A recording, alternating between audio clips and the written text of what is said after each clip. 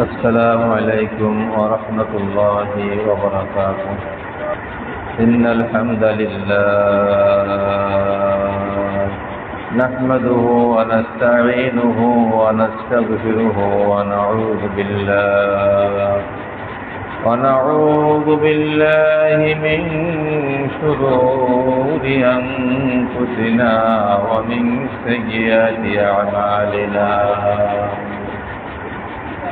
من يهد الله فلا مضل له ومن يضلل فلا هادي له. ونشهد أن لا إله إلا الله وحده لا شريك له، وأشهد أن محمدا عبده ورسوله الذي أرسله بالحق بشيرا ونذيرا وداعيا إلى الله بإذنه وسراجا منيرا. أما بعد، فأعوذ بالله من الشيطان الرجيم. بسم الله الرحمن الرحيم. ألم تر كيف ضرب الله مثلا كلمة طيبة كشجرة طيبة أصلها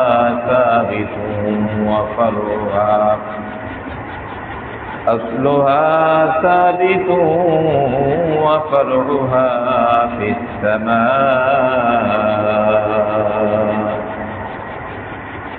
تؤتي أكلها كل حين بإذن ربها ويضرب الله الأمثال للناس لعلهم يتذكرون.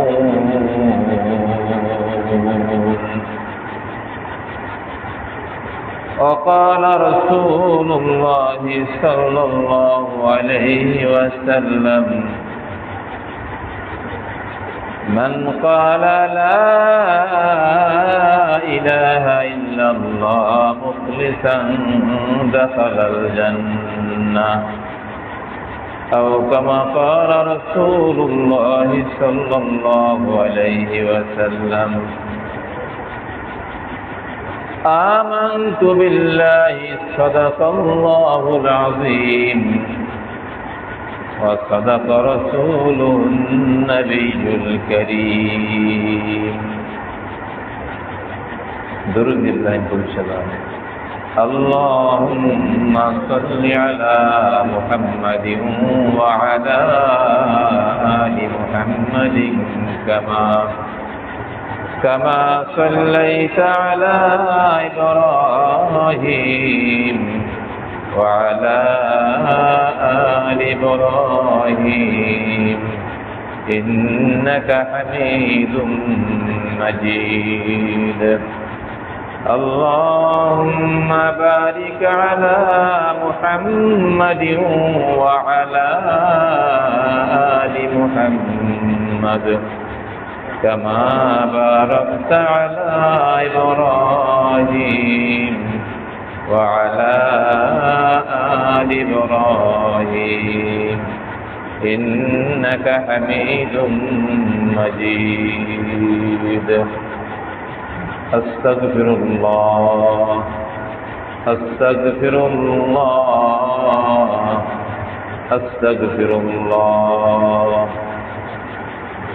سبحان الله والحمد لله ولا إله إلا الله الله أكبر.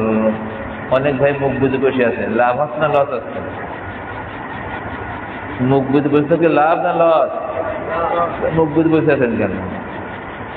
জিকির হচ্ছে সুবহানাল্লাহ আলহামদুলিল্লাহ লা ইলাহা ইল্লাল্লাহ আল্লাহু আকবার সুবহানাল্লাহ আলহামদুলিল্লাহ লা ইলাহা ইল্লাল্লাহ আল্লাহু আকবার। বেশি বেশি পড়ব। সময়কে কাজে লাগাবো, সময়কে লাগিয়ে দেব, কাটিয়ে দেব না। আমরা সময় তো অনেক কাটিয়ে দিচ্ছি। কিভাবে?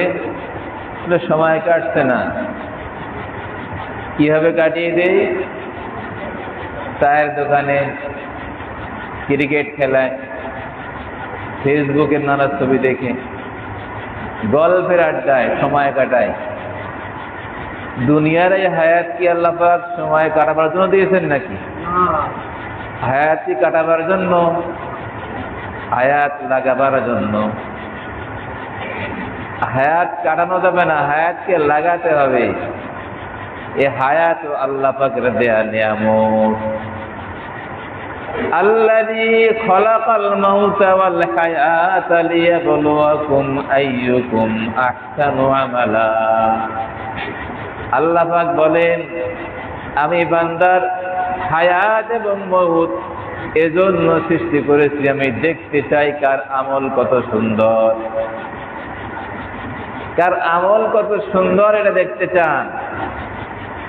কে কত বেশি তাহাজ্জুদ পড়ে, কত রাকাত আওয়াবিন পড়ে, কত রাকাত তাস পড়ে। এই আমলের কোয়ান্টিটি আল্লাহ পাক দেখতে চান না, আল্লাহ পাক দেখতে চান কি? কোয়ালিটি। কোয়ালিটি দেখতে চান, গুণগত মান। আমল কার সুন্দর, সুন্দর আমল দেখতে চান, সংখ্যা দেখতে চান না। সারা রাত জেগে জেগে তাহাজ্জুদ করলাম, কিন্তু কিরাত তৈ নাই। কিরাত ভুল, রুকু ভুল, সিজদা ভুল, কিয়াম কুদ সব ভুল। তো লাভ হবে? লাভ হওয়ার জন্য শর্ত আছে। নামাজ যেন সুন্নত তরিকায় হয়। নামাজ সুন্নত তরিকায় হওয়া দরকার। এক সাহাবীকে হুজুর পাক সাল্লাল্লাহু আলাইহি ওয়াসাল্লাম 3 বার নামাজ পড়াইছেন। নামাজ পড়ছেন, হুজুর পাক সাল্লাল্লাহু আলাইহি ওয়াসাল্লাম বলেন, কুম ফাসাল্লি ফা ইন্নাকা লাম তুসাল্লি। যাও নামাজ পড়ো, তুমি নামাজ পড়ো নাই। তো সাহাবা তো আশ্চর্য হয়ে গেছে। সাহাবী, ইয়া রাসূলুল্লাহ, নামাজ পড়লাম, কেমন নামাজ হয়নি, আবার নামাজ পড়তে হবে। যাও আবার নামাজ পড়ো। সাহাবীকে আবার নামাজ পড়েছেন। হুজুর পাক সাল্লাল্লাহু আলাইহি ওয়াসাল্লাম তার নামাজ দেখছেন। বস কুম ফাসাল্লি ফা ইন্নাকা লাম তুসাল্লি। যাও আবার নামাজ পড়ো, নামাজ হয়নি। সাহাবী আবার নামাজ পড়েছেন।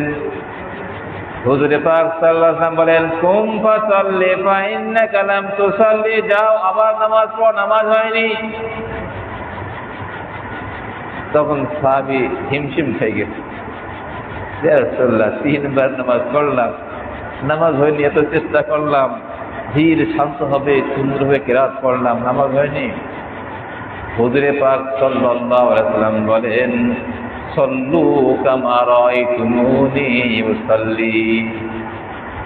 তুমি যেরকম নামাজ পড়েছো ওই রকম নামাজ না, আমি যেরকম নামাজ পড়ি ওই রকম নামাজ পড়ো। হুজুর পাক সাল্লাল্লাহু আলাইহি ওয়াসাল্লাম যেরকম নামাজ পড়েছেন, আমার নামাজ কি ওই রকম আছে কিনা আমি কোনদিন নেবে দেখেছি নাকি? আমার কিয়াম ঠিক হয় কিনা, আমার দালাল ঠিক আছে কিনা, আমার রুকু ঠিক আছে কিনা, আমার জলসা ঠিক আছে কিনা, আমার সিজদা ঠিক আছে কিনা। সিজদা কোনদিন কি শিখেছি? কোনো আলেমের কাছে গিয়ে সিজদা শিখেছি? হুজুর আমার সিজদা দেখেন তো। আমরা তো সিজদা শিখছি গতানুগতিক সিজদা। মসজিদে সবাই সিজদা দেয়, তো আমি ওই সবাই নামাজ পড়ে দেখা দেখি নামাজ পড়ি।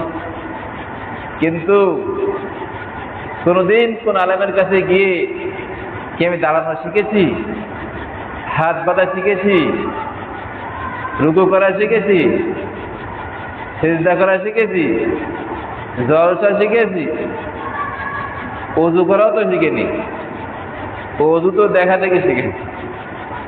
আসলে অজু হয় কিনা? লা সালাতা লিমান লা উযুয়া লাহু। ওই ব্যক্তির আবার নামাজ কিসের যার অজু ঠিক নাই? হুজুর পাক বলেন তার অজু ঠিক নাই, আবার নামাজ কিসের? অজুটাও শিখলাম না। একজন হাক্কানি রব্বানি আলেমের কাছে গিয়ে কি করতে? অজু শিখতে হবে। অজু শিখতে হবে, নামাজও শিখতে হবে। শেখা দরকার আছে না ভাই? অবশ্যই আছে, অবশ্যই আছে, শেখার দরকার আছে। সাহাবায়ে কেরাম শিখেছেন কার কাছ থেকে? হুজুরে পাক সাল্লাল্লাহু আলাইহি ওয়াসাল্লামের কাছ থেকে শিখেছেন। ওই সাহাবীকে 3 বার নামাজ পড়াইছেন, যাও নামাজ পড়ো, নামাজ হয়নি। হুজুরে পাক সাল্লাল্লাহু আলাইহি ওয়াসাল্লাম প্র্যাকটিক্যাল দেখাইছেন, সাল্লু কামা রাআইতুমুনি উসাল্লি। নামাজ ওই রকম পড়ো যেভাবে আমাকে পড়তে দেখো। তোমার নামাজ যেন আমার নামাজের মতো হয়, তোমার কিয়াম যেন আমার কিয়ামের মতো হয়, তোমার রুকু যেন আমার রুকুর মতো হয়, তোমার সিজদা যেন আমার সিজদার মতো হয়, তোমার জলসা যেন আমার জলসার মতো হয়, তোমার হাত বাঁধা যেন আমার হাত বাঁধার মতো হয়, তোমার কিরাত যেন আমার কিরাতের মতো হয়, তোমার সালাম যেন আমার সালামের মতো হয়। 51টা সুন্নত নামাজের ভিতরে, আর আহকাম 13টা ফরজ, ওয়াজিব 14টা, 51টা সুন্নত। এগুলো সব ঠিক আছে কিনা? হুজুরে পাক সাল্লাল্লাহু আলাইহি ওয়াসাল্লামের কিয়াম যেরকম ছিল, যদি আমার কিয়াম ওই রকম হয়ে যায়, হুজুরে পাক সাল্লাল্লাহু আলাইহি ওয়াসাল্লামের রুকু যেমন ছিল ওই রকম রুকু যদি আমার হয়ে যায়, হুজুরে পাক সাল্লাল্লাহু আলাইহি ওয়াসাল্লামের জলসা সিজদা যেমন ছিল, যদি আমার সিজদা ওই রকম হয়ে যায়, যেরকম ধ্যান খেলের সাথে হুজুরে পাক সাল্লাল্লাহু আলাইহি ওয়াসাল্লাম নামাজ পড়তেন, ওই রকম নামাজ যদি আমার হয়ে যায়, হাসরের ময়দানে আল্লাহ পাক বিনা হিসেবে জান্নাত দান করবে। বিনা হিসেবে জান্নাত। একদল নামাজীকে আল্লাহ পাক বিনা হিসেবে জান্নাত দান করবেন। قد أفلح المؤمنون الذين هم في صلاتهم خاشعون। ওই সমস্ত নামাজীরা কামিয়াব হয়ে গেছে, সফল কাম হয়ে গেছে, সাকসেসফুল হয়ে গেছে, কৃতকার্য হয়ে গেছে, সফল কাম হয়ে গেছে। কারা? আল্লাযীনা হুম ফি সালাতিহিম খাশিউন। যাদের নামাজ খুশুওয়ালা নামাজ হয়েছে, ধ্যানওয়ালা নামাজ হয়েছে। আমরা যে নামাজ পড়ি, নামাজ কি খুশুওয়ালা নামাজ হয়? ধ্যানওয়ালা নামাজ হয়? নামাজে কত রকম চিন্তা, কত রকম চিন্তা। তো নামাজে যত রকম চিন্তা আসুক, এই চিন্তা সাধারণত 4 প্রকারের হয়। কয় প্রকারের হয়? 4 প্রকার। খুব খেয়াল করে শুনবেন।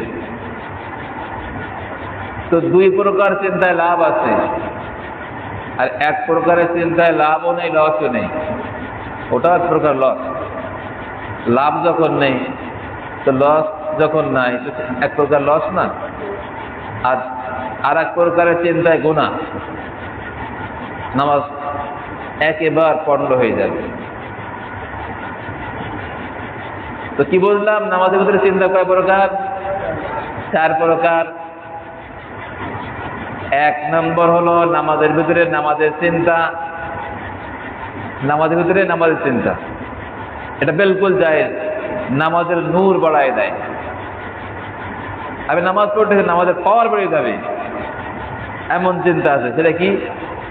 নামাজের ভিতরে আছেন, এখন আপনি চিন্তা করতেছেন আমি কোন সূরা পড়তেছি, এর অর্থটা কেমন,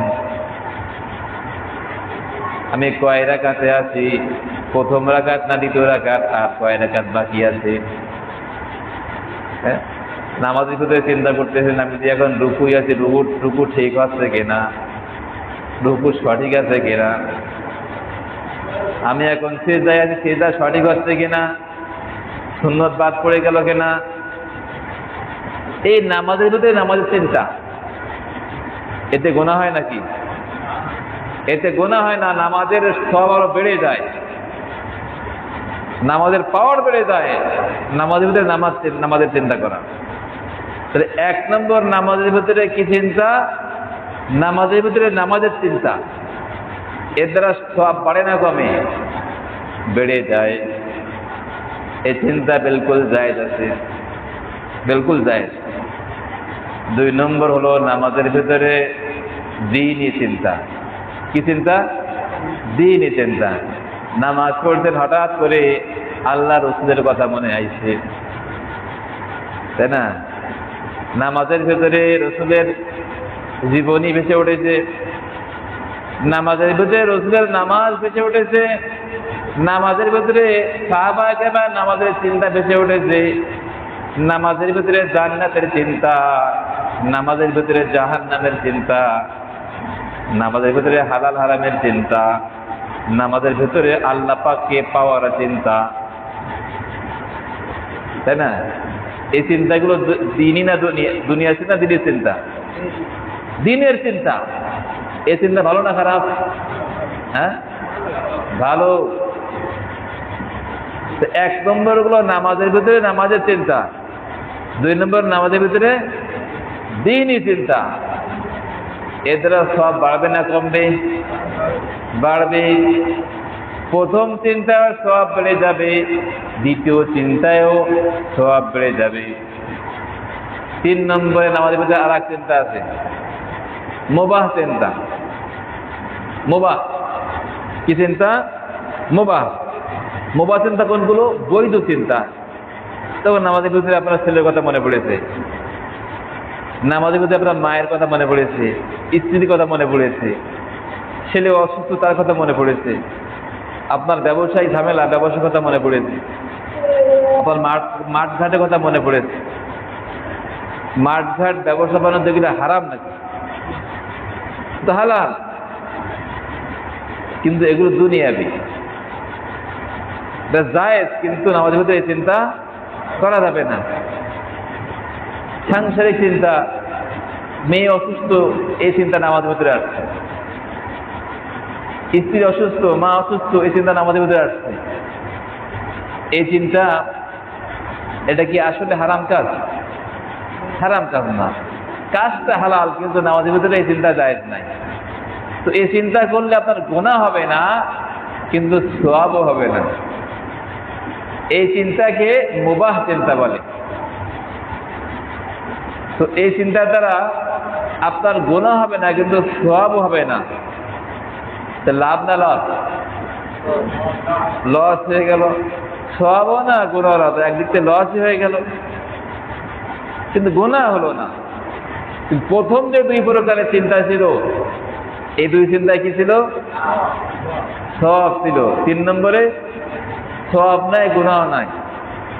4 নম্বরে আর একটা চিন্তা হলো নামাজের ভিতরে কুচিন্তা।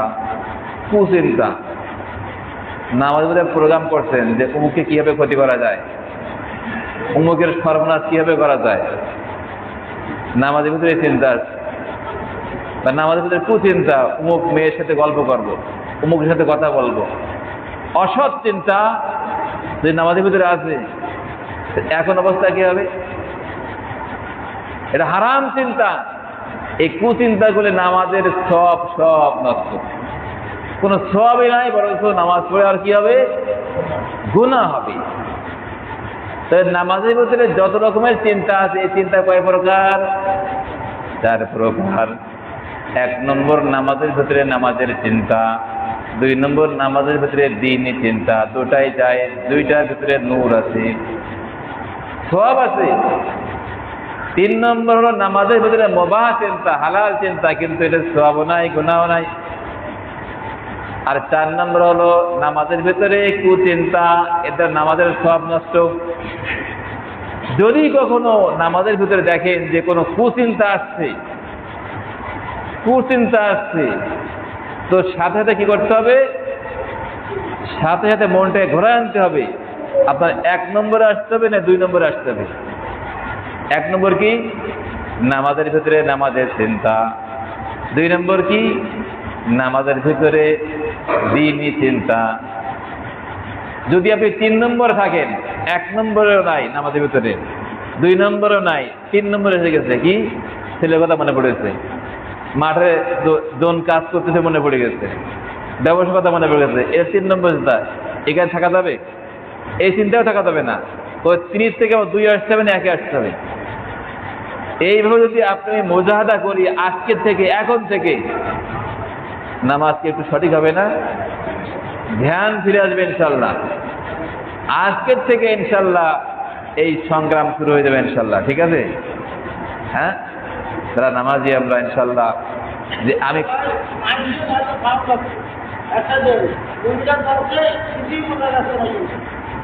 সুবহানাল্লাহ আব্দুল্লাহ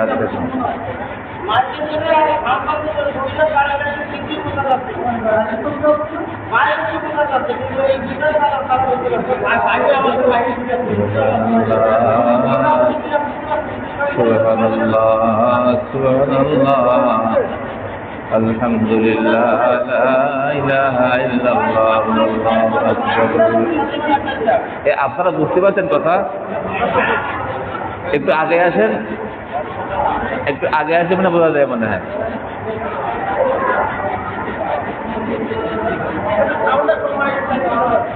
এত সময় আমি যা বললাম আপনাকে বুঝতে পারেননি? বুঝতে পেরেছেন?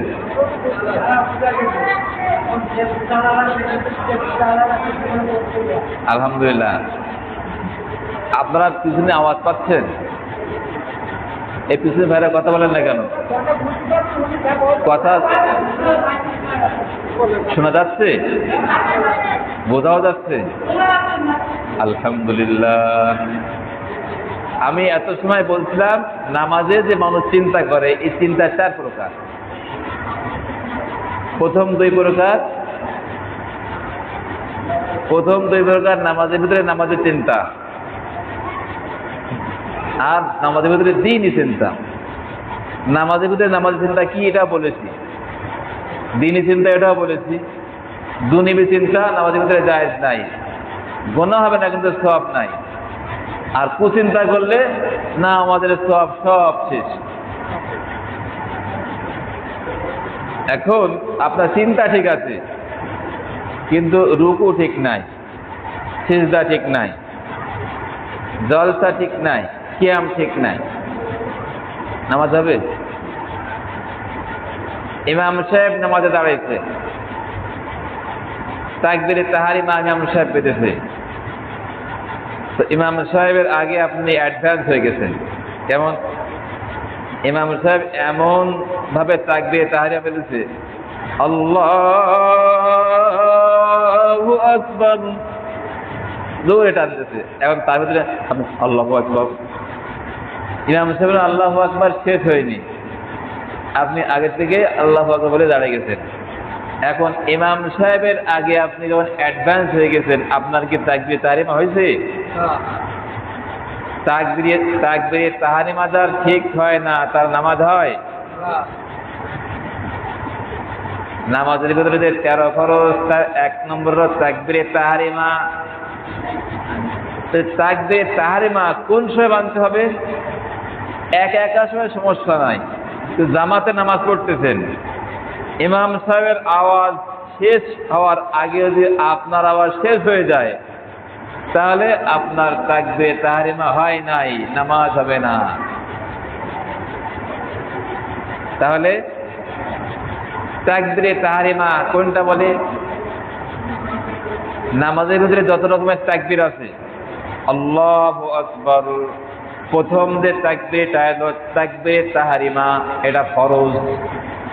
আর এরপরে যত তাকবীর বলা হয়, আপনি রুকুই যাবেন, তাকবীর বলবেন না, আল্লাহু আকবার বলে আপনি রুকুই চলে গেলেন, এটা তাকবীরে তাহরিমা না, এটা তাকবীরে ইন্তেকালিয়া। তাকবীরে ইন্তেকালিয়া। অতএব অর্থাৎ এত সময় আপনি ছিলেন কোথায়? দাঁড়িয়েছেন, এখন রুকুয়ে যাবেন। এই রুকুয়ে যাওয়ার জন্য এখান থেকে আরেক জায়গায় গেলেন, ইন্তেকাল। তাকবীরে ইন্তেকালিয়া এটা কি ফরজ? এটা ফরজ না, এটা সুন্নাত। তো তাকবীরে ইন্তেকালিয়া যদি আপনার একটু হেরফের হয়, সমস্যা হয় না, নামাজ নষ্ট হয় না। কিন্তু তাকবীরে তাহারিমা, প্রথম যে তাকবীরটা, যদি ইমামের আগে আপনি হাত দিতে বসে থাকেন বা ইমামের আওয়াজ শেষ হয়নি তার ভিতরে আপনি হাত দিতে বসে আছেন, তো ইমামের আগে যদি আপনি অ্যাডভান্স হাত দিতে বসে থাকেন বা আপনার আওয়াজ শেষ হয়ে যায়, এই যে তাকবীরে তাহারিমা ইমাম সাহেব উচ্চারণ করেছে কিন্তু আপনি উচ্চারণ করেননি, আপনি ছিলেন টেনশনে, দেখছেন যে মাঠে কাজে ছিলেন, হঠাৎ করে নামাজ শুরু হয়ে গেছে, তাড়াতাড়ি আপনি নামাজ ধরার জন্য এসে দাঁড়া গেছেন, মুখ বুঝে শুরু গেছেন, মুখে আপনি উচ্চারণ করেননি, উচ্চারণ না করে ইমাম সাহেব যে বলেছে আপনি ওই বলায় শরীক হয়েছেন, মুখে আওয়াজ ছাড়া আপনি দাঁড়িয়ে গেছেন, আপনার তাকবীরে তাহরিমা হয়েছে? তাকবীরে তাহরিমা হয়নি। সুতরাং প্রথম যে তাকবীরে তাহরিমা আপনাকে মুখে উচ্চারণ করতেই হবে। ইমাম সাহেব আওয়াজ দিয়েছে আপনি চুপ করে থাকবেন তা না, ইমাম সাহেব যে মুখে আল্লাহু আকবার বলেছে আপনাকেও মুখে আল্লাহু আকবার বলতেই হবে, তা না হলে আপনার নামাজ হবে না। শুধু ইমাম সাহেবের হাত মুখ বুঝে বললাম এতে নামাজ হবে না, মুখে আপনার আল্লাহু আকবার এটা বলতে হবে। জি ভাই, এটা আমি বলবো না, তুমি দেখো কোনটা কি।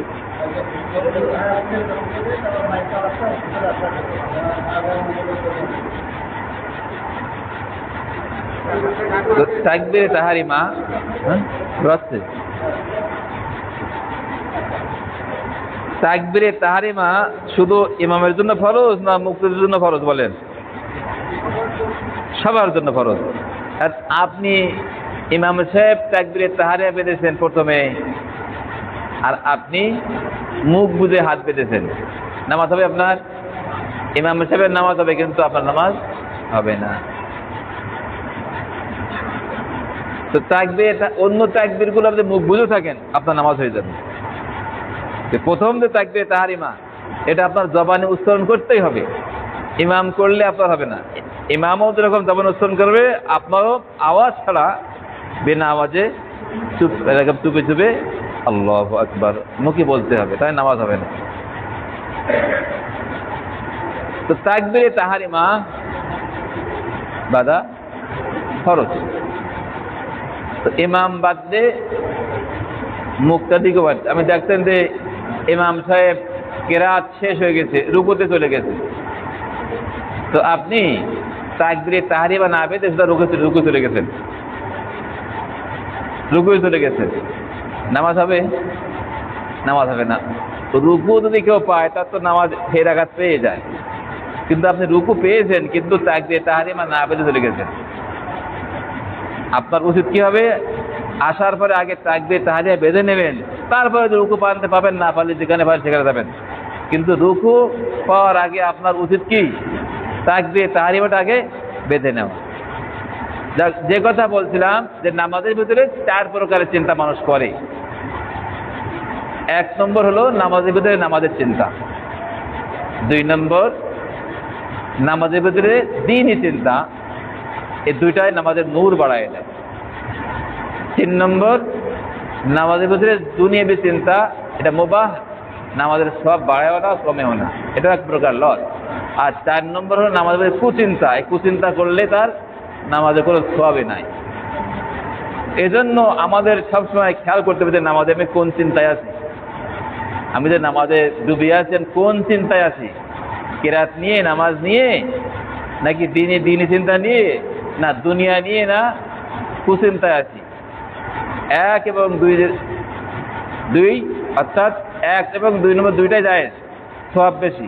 আর 3, 4 যদি চলে যায় সাথে সাথে ফিরে আসতে হবে। কয় নম্বরে আসতে হবে? 1 অথবা 2তে চলে আসতে হবে। যাই হোক, আজকে এটা আমার আলোচনার বিষয়বস্তু না। প্রথমে যে আয়াতটা পড়েছি পবিত্র কালামুল্লাহ শরীফ থেকে, যে আয়াত তেলাওয়াত করেছি, এটা পবিত্র কোরআনের 52 নম্বর সূরা ইব্রাহিম এর 24 নম্বর আয়াত। এই আয়াতটা কি? আয়াতে কারিমা আলাম তারা কাইফা দারাবাল্লাহু মাসালান কালিমাতান তাইয়্যিবাতান কাশাজারাতিন তাইয়্যিবাতিন আসলুহা সাবিতুন ওয়া ফারউহা ফিস সামাই তুতি উকুলাহা কুল্লা হিনিন বিইذনি রাব্বিহা ওয়া ইয়াদরিবুল্লাহুল আমসালা লিন-নাস লাআল্লাহুম ইয়াতাযাক্কারুন। এই আয়াতে আল্লাহ পাক কালেমা সম্পর্কে বিশেষ আলোচনা করেছেন। হুজুরে পাক সাল্লাল্লাহু আলাইহি সাল্লাম এর যখন ইন্তেকাল হয়ে গেল, সাহাবা একরাম বেকরার হয়ে গেলেন,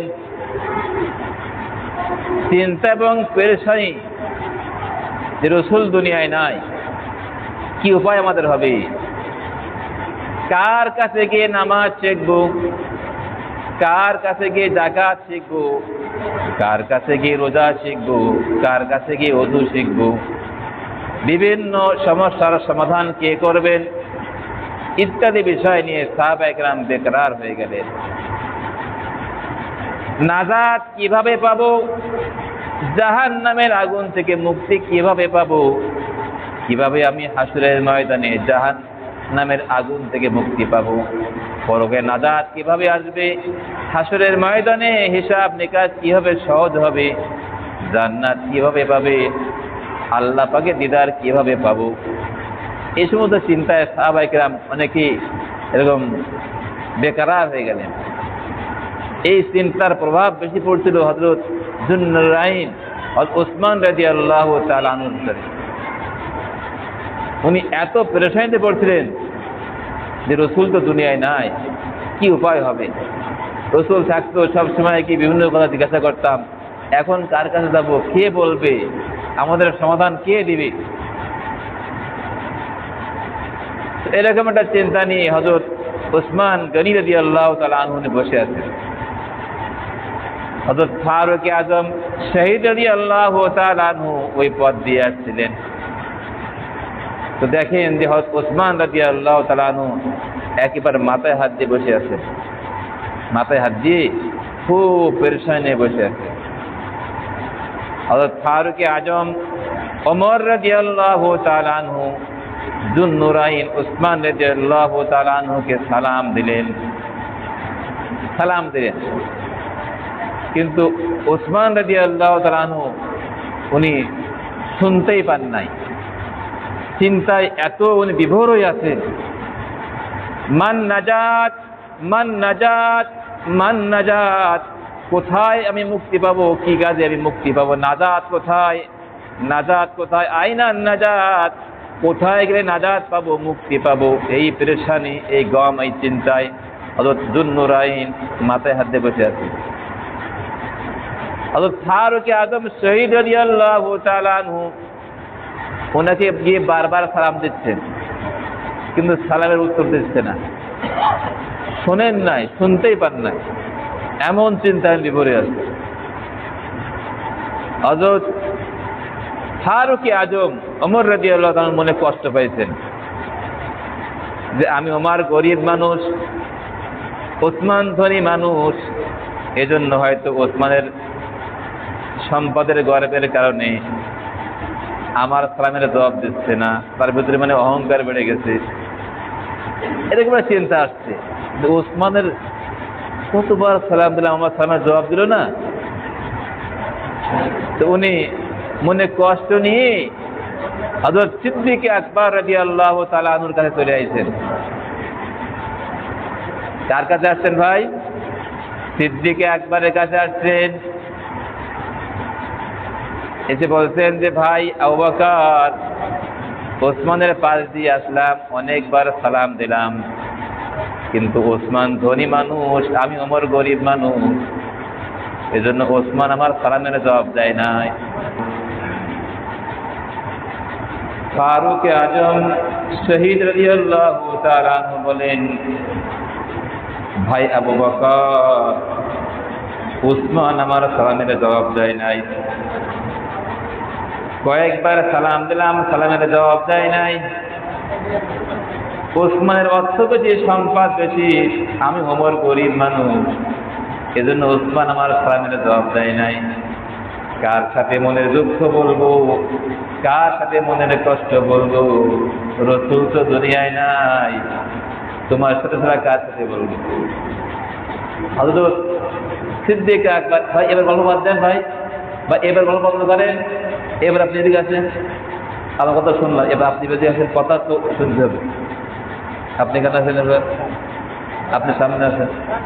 দ্বিতীয় মজমা একটা হবে, দুটো মজমা হবে না, সামনে আসেন।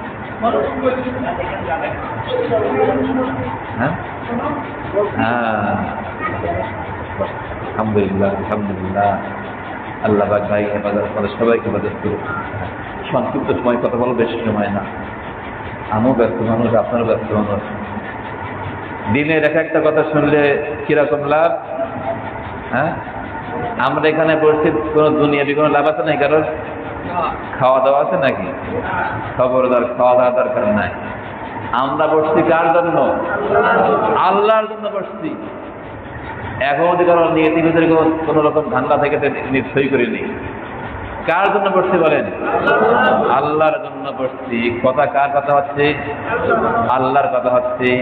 আমি কালাম পাকের ভিতরে সূরা ইব্রাহিমের 24 নম্বর আয়াত তেলাওয়াত করেছি। ওই তিলাওয়াতকৃত আয়াতের তাফসীর কিন্তু হচ্ছে এটা।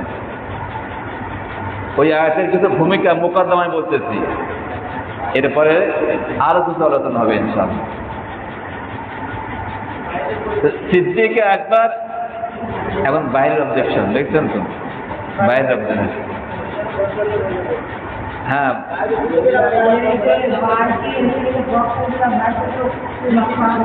আলহামদুলিল্লাহ ভাই, এটা আর দরকার নেই, এইটাই হোক।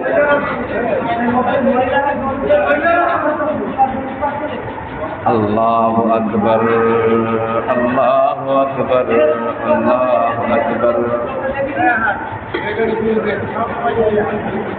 আপনি আমার আগে না না, আপনি দেবো না, আপনি আমি একসাথে যাবো ইনশাআল্লাহ। কয়টায় নামাজ? কয়টায় নামাজ? 7:15। কয়টা বাজে? 7টা বাজে 10 মিনিট বাজে। সুবহানাল্লাহ, আলহামদুলিল্লাহ, লা ইলাহা ইল্লাল্লাহ, আল্লাহু আকবার। সুবহানাল্লাহ, আলহামদুলিল্লাহ, লা ইলাহা ইল্লাল্লাহ, আল্লাহু আকবার। কি বলছিলাম ভাই? ফারুক আজম বলছেন, ভাই আবু বকর, রাসূল নাই, রাসূল দুনিয়া থেকে চলে গেছেন, মনের দুঃখ শোনার মতো কেউ নাই। রাসূল যখন জীবিত থাকতো, রাসূলের কাছে গিয়ে কাঁদতে কাঁদতে মনের দুঃখ বলতাম, মনের কষ্ট বলতাম। এখন দুনিয়ায় নাই, কে শুনবে মনের দুঃখ, মনের কথা? সিদ্দিক আকবর বলেন, ভাই ওমর, কি হয়েছে? এত পরেশানি কেন? এত মনে কষ্ট কেন? কিসের কষ্ট? ফারুক আজম শহীদ রাদিয়াল্লাহু তাআলা আনহু বলেন, আমি একটু আগে যুননুরাইনের পাশ দিয়ে আসছিলাম, ভাই ওসমান রাদিয়াল্লাহু তাআলা আনহু ওনার পাশ দিয়ে আসছিলাম, অনেকবার সালাম দিলাম, ওসমান আমাকে ভ্রুক্ষেপ করেন নাই, আমার দিকে তাকান নাই, আমার সালামের জবাবটাও দেন নাই।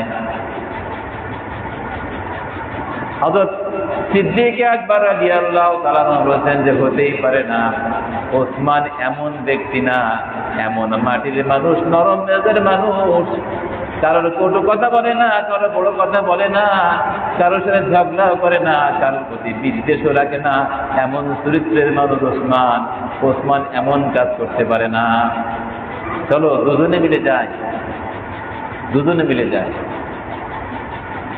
সিদ্দিক আকবর, ফারুক আজম শহীদ রাদিয়াল্লাহু তাআলা আনহু দুজনেই যুননুরাইন ওসমান রাদিয়াল্লাহু তাআলা আনহুর কাছে গেছে। গিয়ে প্রথমে হযরত সিদ্দিক আগে বলছেন যে, ভাই ওসমান, একটু আগে ওমর তোমার পাশ দিয়ে গিয়েছিল, কয়েকবার তোমাকে সালাম দিয়েছিল, একটু তার দিকে তাকাওনি, তার সালামের জবাবটাও দাও নাই, কারণটা কি? হযরত ওসমান রাদিয়াল্লাহু তাআলা আনহু বলেন, ভাই আবু বকর কখন ওমর আসছিল, কোন পথ দিয়ে গিয়েছিল আমি দেখি নাই, ওমরকে আমি দেখি নাই, ওমরের সালামও আমি শুনি নাই।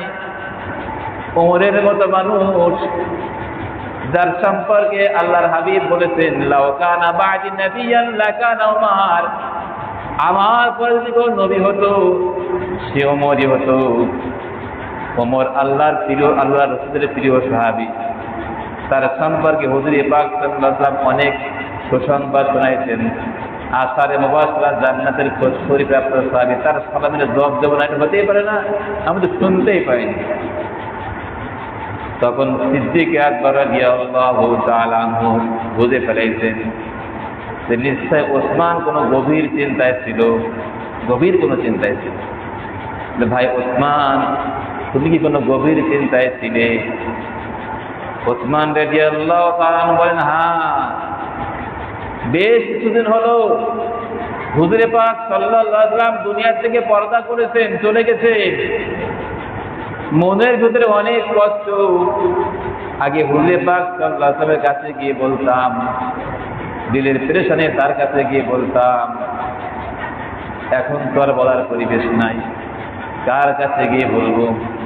কিন্তু সব কথার এক কথা হলো, দিলের ভিতরে যে পেরেশানি আসছে, যে কষ্ট আসছে, কষ্ট তো এটা, মান নাজাত, মান নাজাত, কোথায় গেলে আমি নাজাত পাবো, কোন কথায় আমি মুক্তি পাবো, কিসের দ্বারা আমার মুক্তি আসবে, নাজাত আসবে? ওই মুক্তি আর নাজাতের পেরেশানিতে আমি সব কিছু ভুলে গেছি। কখন আমার পাশ দিয়ে ওমর গিয়েছিল, আমি ওমরকে দেখি নাই, ওমরের সালাম আমি শুনতে পাই নাই। তো হযরত সিদ্দিক আকবর বলছে যে ভয় নাই, ভয় নাই ওসমান, আমি হুজুরে পাক সাল্লাল্লাহু আলাইহি ওয়াসাল্লামের কাছে শুনে নিয়েছি নাজাত কোন কথায়, কিসে নাজাত হবে, আমি এটা শুনে নিয়েছিলাম। দুননুরাইন বলেন যে আমি হুজুরের সাথে অনেকবার ঘুরেছি, কিন্তু আমার মনে এটা ছিল না যে আমি একটু শুনে নেই যে কোন কথায় নাজাত। ফারুকে আজম ওই মজমায় ছিলেন। সিদ্দিক আকবর বলেন, আমি যেহেতু হুজুরে পাক সাল্লাল্লাহু আলাইহি ওয়াসাল্লামের হিজরতের সাথে ছিলাম, বাল্য বন্ধু ছিলেন, আর সম্পদ সব তার জন্য ব্যয় করেছি, জীবনের অধিকাংশ সময় তার সাথে কাটিয়েছি। এজন্য আল্লাহ পাকের রহমতে এই সৌভাগ্য আমার হয়েছে, আমি শুনে নিয়েছি কোন কথায় নাজাত হবে, কোন কথায় মুক্তি হবে, এটা আমি হুজুরের মুখ দিয়ে শুনেছি। একথা যখন সিদ্দিক আকবর বলেছেন, ওসমান রাদিয়াল্লাহু তাআলা আনহু জড়ায় ধরেছেন, জড়ায় ধরে হাউমাউ করে কাঁদছেন, ভাই আবু বকর বলুন, বলুন কোন কথায় আমার নাজাত হবে, কোন কথায় আমি আমার মুক্তি হবে? সিদ্দিক আকবর আবু বকর রাদিয়াল্লাহু তাআলা আনহু বলেন, ভাই ওসমান, এটা সেই কথা যে কথা হুজুরে পাক সাল্লাল্লাহু আলাইহি ওয়াসাল্লাম তার চাচার ইন্তিকালের সময় তার চাচার কানে কানে বলছিলেন।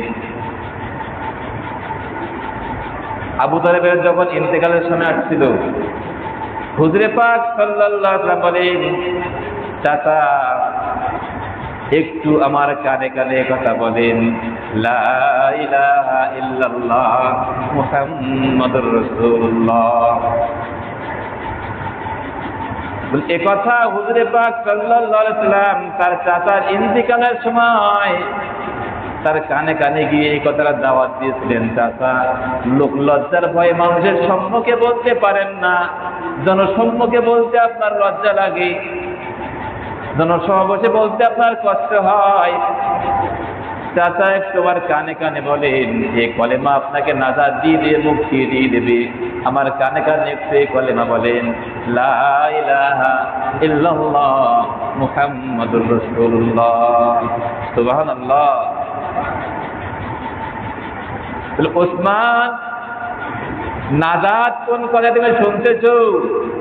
হুজুরে পাক সাল্লাল্লাহু আলাইহি ওয়াসাল্লাম বলছেন তামাম বিশ্ব মানবতার জন্য নাজাত হলো এই কলেমার ভিতরে লা ইলাহা ইল্লাল্লাহু মুহাম্মাদুর রাসূলুল্লাহ। হুজুরে পাক সাল্লাল্লাহু আলাইহি ওয়াসাল্লাম বলেন মান ক্বালা লা ইলাহা ইল্লাল্লাহ মুখলিসান দাখালাল জান্নাহ, যে ব্যক্তি খালেস অন্তরে লা ইলাহা ইল্লাল্লাহ বলবে আল্লাহ পাক তাকে জান্নাত দান করবে। সুবহানাল্লাহ। খালেস অন্তরে। সাহাবায়ে কেরাম জিজ্ঞাসা করলেন ইয়া রাসূলুল্লাহ কলেমার ইখলাস কি? যে ইখলাসের সাথে কলেমা পড়ে, ইখলাস ওয়ালা কলেমা কি? ইখলাসের ব্যাখ্যা জানতে চাইলেন সাহাবায়ে কেরাম। হুজুরে পাক সাল্লাল্লাহু আলাইহি ওয়াসাল্লাম বলেন আনতা'জিদাহু আম মুহারিমিল্লাহ, কলেমার ইখলাস হলো যে ব্যক্তি কলেমা পড়ার পরে গুনার কাজ করে না, হারাম কাজ করে না। কলেমা পড়ার পরে যে ব্যক্তি হারাম ছেড়ে দেয়, সুদ ছেড়ে দেয়, ঘুষ ছেড়ে দেয়, জিনা ব্যভিচার ছেড়ে দেয়, পর নারীর দিকে তাকায় না, পর পুরুষের দিকে তাকায় না, হারাম খায় না, হারাম মাল ইনকাম করে না, মদ খায় না, জুয়া খেলে না, নিজের স্ত্রীকে বেপরদায় রাখে না, নিজের মেয়েকে বেপরদায় ছেড়ে দেয় না, নিজেও পর নারী থেকে নজরকে হেফাজত করে, আর পরপুরুষ থেকে নিজের নজরকে হেফাজত করে, অর্থাৎ সব ধরনের হারাম কাজ থেকে যে ব্যক্তি বেঁচে থাকে ওই ব্যক্তির কলেমা হলো ইখলাস ওয়ালা কলেমা। ওই ব্যক্তির কলেমা কি? ইখলাস ওয়ালা কলেমা। ওই ব্যক্তি যে ব্যক্তি হারাম ছেড়ে দিয়ে কলেমা পড়ে ওই ব্যক্তির কলেমা তাকে জান্নাতুল ফিরদাউসে প্রবেশ করাবে। তার জন্য জান্নাতুল ফিরদাউস। ইন্নাল্লাযীনা আমানু ওয়া আমিলুস সালিহাতি কানাত লাহুম জান্নাতুল ফিরদাউসি নুজুলা। জান্নাতুল ফিরদাউস কার জন্য? যে বেশি বেশি তাহাজ্জুদ পড়ে, বেশি বেশি আওয়াবিন পড়ে, বেশি বেশি ইশরাক পড়ে, তাস পড়ে, তার জন্য। দুটো কথা আল্লাহ পাক বলছেন ইন্নাল্লাযীনা আমানু, যার ঈমান সঠিক, অর্থাৎ কলেমা গ্রহণ করার পরে কলেমার হক আদায় করে, হারাম কাজ করে না, হারাম কাজ করে না, হারাম ছেড়ে দেয়। ওয়া আমিলুস সালিহাত, আর এমন আমল করে যে আমলের ভিতরে বিদআত নাই, সুন্নতওয়ালা আমল করে।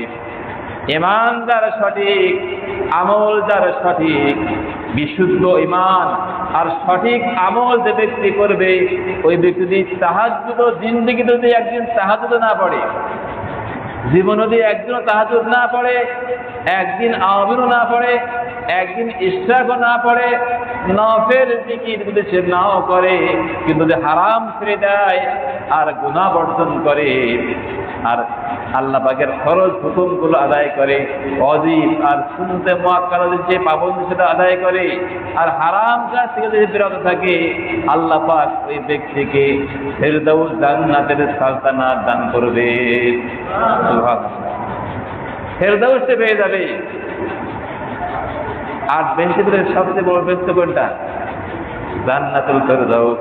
জান্নাতুল ফিরদাউস পাওয়ার জন্য শর্ত হলো বিশুদ্ধ ঈমান, বিশুদ্ধ ঈমান আর বিশুদ্ধ আমল। তো ঈমান শুদ্ধ করা দরকার আছে না? বলেন, ঈমান শুদ্ধ করা দরকার না? সারা জীবন যদি ঈমানের মেহনত করি, সারা জীবন ঈমানের মেহনত করলাম, 3 চিল্লাও দিলাম, 1 চিল্লাও দিলাম, কিন্তু যদি বলি যে অমুক নবী ভুলটা করেছে, অমুক নবী ভুলটা করেছে, কোন নবীর সামনে যদি কোনো এরকম মন্তব্য আছে, তার ঈমান ঠিক আছে? বলেন, ঈমান ঠিক আছে? ঈমান ঠিক নাই, চিল্লা গেল, 1 চিল্লাও গেল, 3 চিল্লা গেল, জীবন চিল্লাও শেষ। কিসের কারণে? কোনো একজন নবীর বিরুদ্ধে যদি এরকম কথা বলে যে অমুক নবী এই ভুলটা করেছে, অমুক নবী এই গুনাহ করেছে, আদম আলাইহিস সালাম গুনাহ করেছে তাই আমরা দুনিয়ায় আছি, নাউযুবিল্লাহ। বোঝা গেল? আমানতু বিল্লাহি ওয়া মালাইকাতিহি ওয়া কুতুবিহি ওয়া রুসুলিহি, আমি ঈমান আনলাম আল্লাহর প্রতি এবং আসমানি কিতাবের প্রতি, ওয়া রুসুলিহি, রসুলের প্রতি। রসুলের প্রতি যদি ঈমান আছে তাহলে কি সে রসুলের ভুল ধরবে নাকি? সে রসুলের ভুল ধরবে? নামাজ কয়টা? নামাজ কয়টা আপনাদের? আমি বয়ান কয়টা শেষ করবো? বয়ান কখন শেষ করবো ভাই? 7:15 শেষ করবো। তাহলে আমার বয়ানের পুরোটি খাটো করে নিয়েছিল। যা হোক, মানুষরা সবাই ব্যস্ত আছে। প্রথম দিনে যদি সময় বেশি লাগাইনি পরবর্তী মজমায় আরো খুঁজে পাওয়া যাবে না। যে হুজুর লম্বা বয়ান করে শেষে মুশকিল হয়ে যাবে নাকি? টাইম মতো ছেড়ে দেবো ইনশাআল্লাহ। কি বলছিলাম? নবীর যদি ভুল ধরা হয়, রসুলের ভুল ধরা হলে ঈমান শুদ্ধ হয় না। ঈমান শুদ্ধ করতে হবে। ঈমান শুদ্ধ করা, বিশুদ্ধ ঈমান, বিশুদ্ধ ঈমান আর বিশুদ্ধ আমল। তো কলেমার ইখলাস বলছিলাম। কলেমার ইখলাস কি? কলেমার ইখলাস হলো আনতাজিদাহু আম মুহারিমিল্লাহ। এই কলেমাটাকে হারাম কাজ থেকে বাঁচায় রাখবে। কলেমাওয়ালা সুদ খাবে না, কলেমাওয়ালা জিনা করবে না, কলেমাওয়ালা বেগানা নারীর দিকে তাকাবে না, কলেমাওয়ালা তার স্ত্রীকে বেপরদায় রাখবে না, কলেমাওয়ালা তার মেয়েকে এরকম বেপরদায় পাঠাবে না, কলেমাওয়ালা হারাম ইনকাম করবে না, কলেমাওয়ালা সুদ খাবে না, কলেমাওয়ালা মদ খাবে না, কলেমাওয়ালা কারোর গীবত করবে না, কলেমাওয়ালা কারোর উপরে জুলুম করবে না, কলেমাওয়ালা গালাগালি করবে না, মিথ্যা বলবে না, চুগলখুরি করবে না।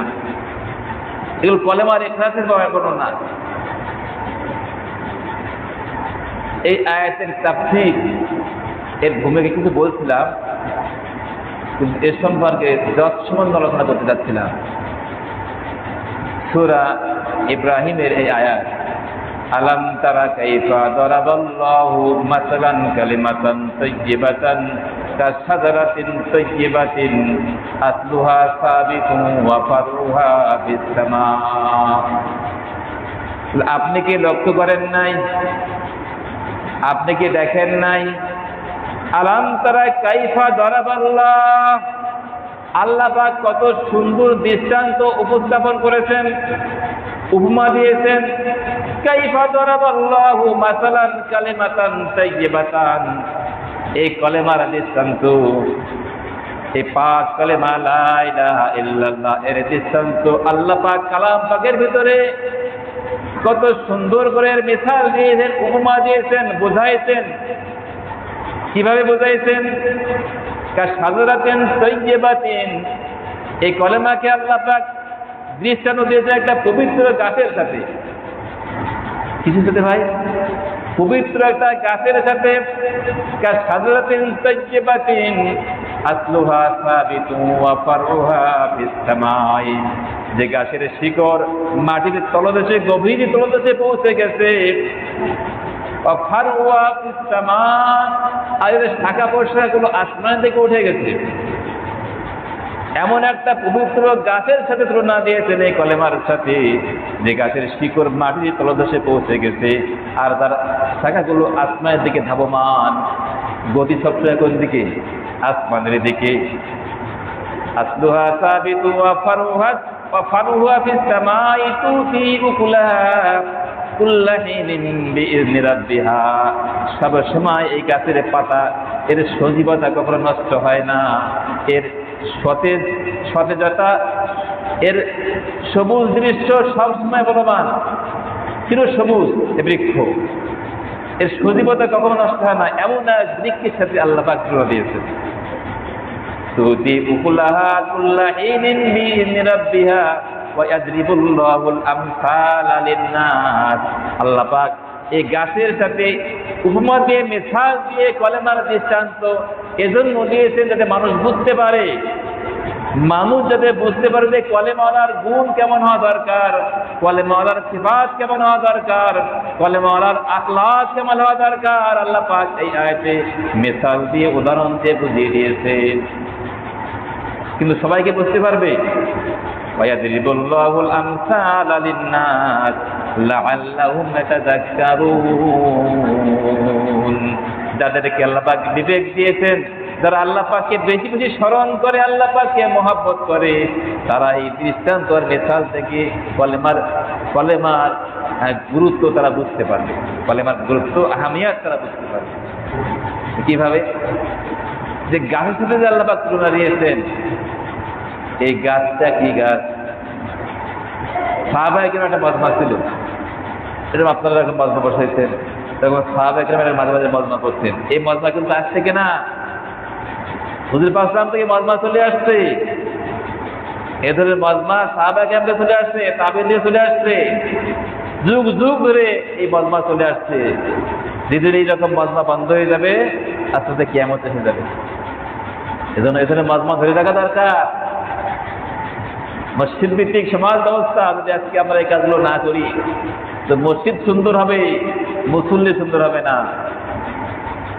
মসজিদ দামে দামে মসজিদ হবে, কিন্তু মুসল্লিও থাকবে, ইমামও থাকবে, মুয়াজ্জিনও থাকবে। এমন একটা যুগ আসবে, ইমাম থাকবে ইমাম, ইমামও বেঈমান, ইমামেরও ইমান নাই, মুয়াজ্জিনেরও ইমান নাই, মুসল্লিতেও ইমান থাকার কথাই না। এমন একটা যুগ আসবে। সেই জামানা সামনে আসতে যাচ্ছে। সুন্দর সুন্দর মসজিদ হবে, কিন্তু মসজিদে একজন লোকও খুঁজে পাওয়া যায় না, যাবে না যে কোরআন শরীফ শুদ্ধ করে পড়তে পারে। মসজিদ দ্বারা কমিটি হবে। শরীয়তের দাবি কি? মসজিদ কমিটির যিনি সভাপতি হবেন, তিনি এমন ব্যক্তি হবেন যে কোরআন শুদ্ধ করে পড়তে পারে। যদি কোনো সময় ইমাম না আসতে পারে, উনি ইমাম হবেন, উনি নামাজ পড়িয়ে দেবেন। এমন ব্যক্তি সভাপতি হবে। এমন সেক্রেটারি হবে যে কোরআন পড়তে পারেন, শুদ্ধ করে কোরআন পড়তে পারেন, ইমাম নাই, উনি নামাজ পড়াতে পারেন, তাই না? এরকমও দরকার ছিল না? কিন্তু বর্তমানে সেরকম হয়? সেরকম হয় না। মসজিদ সুন্দর হবে, কিন্তু মুসল্লির অবস্থা বেকায়দা। মুহতারাম হাজিরিন, কথা লম্বা করার সময় নাই, কিন্তু এটা আমার দাবি যে মসজিদের প্রত্যেকটা মুসল্লি যেন কোরআন শিখতে পারে, এই ব্যবস্থা মসজিদ কমিটির সবার করা দরকার। সভাপতি থেকে শুরু করে একবার আদনা থেকে আদনা মসজিদের সবার জন্য ফিকির করতে হবে যেন আমার এই মসজিদের মহল্লার কোনো মানুষ কোরআনের ছায়া থেকে দূরে সরে না যায়, সবাই যেন কোরআন শিখতে পারে। আল্লাহ তাআলা সবাইকে বুঝদান করেছে বলে আমি যাও। আল্লাহ পাক যে কলেমাকে গাছের সাথে তুলনা করেছেন, এই গাছটা কি? সাহাবায়ে কেরাম বসাচ্ছিলেন, অনেক সাহাবী একসাথে বসা, অনেক দলিল কদর মুরব্বী সাহাবী ছিলেন, হুজুরে পাক সাল্লাল্লাহু আলাইহি ওয়াসাল্লাম বসাচ্ছিলেন। ওই মাজমায় একজন ছোট্ট সাহাবী হিব্রুল উম্মাহ হযরত আব্দুল্লাহ ইবনে আব্বাস রাদিয়াল্লাহু তাআলা আনহু ছিলেন। তো ওই মাজমায় হুজুরে পাক সাল্লাল্লাহু আলাইহি ওয়াসাল্লাম কালাম পাকের এই আয়াত তেলাওয়াত করলেন। কোন যে আয়াতটাই পড়েছি, আলাম তারা কাইফা দারাবাল্লাহু মাসালান কালিমাতান তাইয়্যিবাতান কাশাদারাতিন তাইয়্যিবাতিন আসলুহা সাবিতুন ওয়া ফারউহা ফিস সামা। এই আয়াত তেলাওয়াত করলেন, বললেন যে এই আয়াতে যে আল্লাহ পাক কলেমাকে একটা গাছের সাথে তুলনা করেছেন, তোমরা কি জানো সেটা কি গাছ? তোমরা কি জানো সেটা কি গাছ? ওই সময় একজন সাহাবী হুজুরে পাক সাল্লাল্লাহু আলাইহি ওয়াসাল্লামকে কিছু মাটি, খেজুরের মাটি হাদিয়া নিয়ে আসছিলেন। খেজুরের মাটি হুজুরে পাক সাল্লাল্লাহু আলাইহি ওয়াসাল্লাম ওই সাহাবায়ে কেরামকে নিয়ে ওই খেজুরের মাটি খাচ্ছিলেন আর বলছিলেন যে কলেমাকে যে আল্লাহ পাক একটা গাছের সাথে তুলনা করেছেন, এই গাছটা কি তোমরা জানো? তো সাহাবায়ে কেরাম হুজুরে পাক সাল্লাল্লাহু আলাইহি ওয়াসাল্লামের সামনে এরকম কথা বলতেন না, জানলেও বলতেন না। জানলেও কি বলতেন? আল্লাহু ওয়া রাসূলুহু আ'লাম, আল্লাহ এবং তার রাসূল ভালো জানেন। সাহাবায়ে কেরামের ভিতরে এত আদব, নম্রতা, ভদ্রতা, শিষ্টাচার ছিল যে কোনো কথা জানলেও বলতেন না, তাদের মন চাইতো যে আমার রসুল কি বলেন তাই শুনবো। আমরা বলবো না, আমার রসুল কি বলেন তাই শুনবো, রসুলের মুখ দিয়ে শুনবে, এই সময় অপেক্ষায় থাকতেন। তো কেউ কিন্তু বলেন নাই, সবার মানে ইচ্ছা ছিল যে হুজুর সাল্লাম বলুন। ওই মজলিসের ছোট্ট সাহাবী আব্দুল্লাহ ইবনে আব্বাস রাদিয়াল্লাহু আনহু বলছেন যে আমার মনে মনে হচ্ছিল যে আমি বলে দিই, আমার মনে হচ্ছিল আমি বলে দিই। চিন্তা করলাম যে আবু বকর আছে, ওমর আছে, ওসমান আছে, আলী আছে, রিদওয়ানুল্লাহি আলাইহিম আজমাইন, এত বড় বড় সাহাবী থাকতে আমি ছোট মানুষ যদি এখানে বলি বেয়াদবি হয়ে যায়, মানায় না। তো আমার মনে মনে হচ্ছিল বলে দিই। তো হুজুর পাক বলছেন, হুজুর পাক নিজেই বলে দিয়েছেন যে এই গাছটা হলো খেজুর গাছ। কি গাছ বলেন ভাই? খেজুর গাছ। কেন আল্লাহ পাক এই কালেমার সাথে খেজুর গাছের তুলনা দিলেন? একটু খেজুর গাছের দিকে তাকান, বুঝতে পারবেন। খেজুর গাছের শিকড় কোথায় থাকে? মাটির গভীরে চলে যায়। খেজুর গাছ কিন্তু শক্ত অবস্থানে দাঁড়িয়ে থাকে। কলেমাওয়ালা এমন হওয়া দরকার, যতই ঝড় তুফান আসুক সে হেলবে না, দুলবে না, শক্ত অবস্থান নিয়ে মাটির পরে সে আসন করে বসে থাকবে। কোনো বাতিল শক্তি, কোনো অপশক্তি, কোনো বিভ্রান্ত গোমরাহ শক্তি তাকে নাড়াতে পারবে না। তার শিকড় এমন গভীর তলদেশে চলে যাবে, কোনো বাতিল তাকে গ্রাস করতে পারবে না। এটা হলো কলেমাওয়ালা। খেজুর গাছ যেমন তার শিকড় মাটির তলদেশে চলে যায়, কলেমাওয়ালা ওই রকম হবে। তার এরকম গভীরতা, সে এরকম মজবুত হবে যে তাকে কেউ নাড়াতে পারবে না, কেউ নাড়াতে পারবে না। খেজুর গাছের আরো বৈশিষ্ট্য আছে। খেজুর গাছ কিন্তু সব সময় সবুজ থাকে, সব সময় সবুজ। চিরসবুজ বৃক্ষ আছে না, এই চিরসবুজ বৃক্ষের মধ্যে খেজুর গাছ আছে, এর পাতা সবসময় সবুজ থাকে। কলেমাওয়ালা ওই রকম থাকবে। বিপদ আসুক, মুসিবত আসুক, বালা মুসিবত যাই আসুক না কেন, কোন জাগতিক বালা মুসিবত তার ইমানের কমজোরি আসবে না। যত রকমের ফিতনা ফাসাদ, মুসিবত, অভাব, দারিদ্রতা যাই আসুক না কেন, তার ইমানের হালাত সবসময় কিরকম থাকবে? মজবুত থাকবে। তার মন দুর্বল হবে না। পরীক্ষা আসবে, মুসিবত আসবে, ঝড় তুফান যা আসুক না কেন, সে সব সময় থাকবে চিন্তাহীন অবস্থায়। দুনিয়ার কোনো অসুবিধার পেরেশানি আসতে পারবে না, সজীবতা নষ্ট হবে না। এরপরে খেজুর গাছের আর চরিত্র নাই। খেজুর গাছের প্রত্যেক বছর একবার করে জবে করা হয়।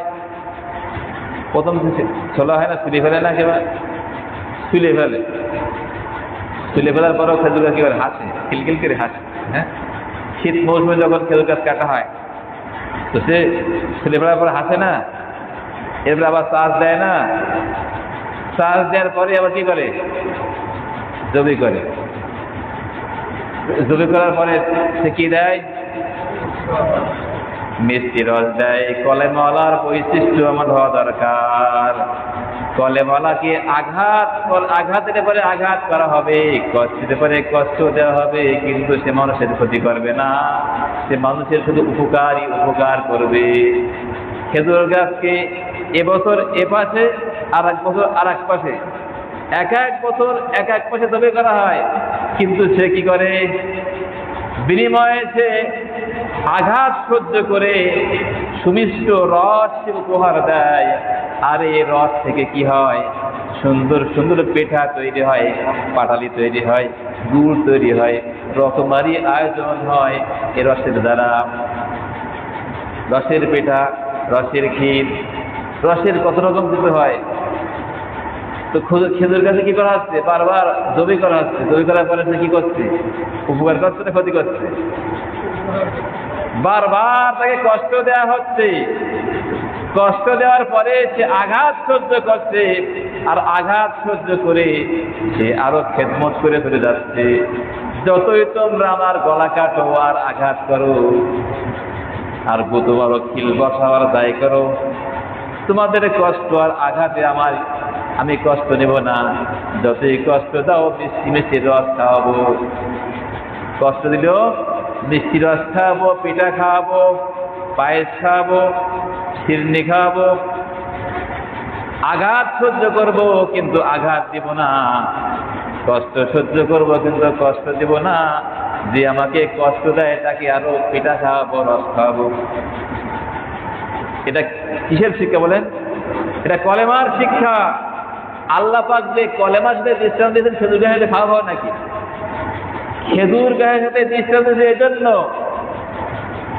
শুধু রস খাবা না, খেজুরও খাবা, খেজুরও খাওয়া, খেজুর দিয়ে যে কত রকমের আইটেম তৈরি হয় আরব দেশে, সুবহানাল্লাহ সুবহানাল্লাহ।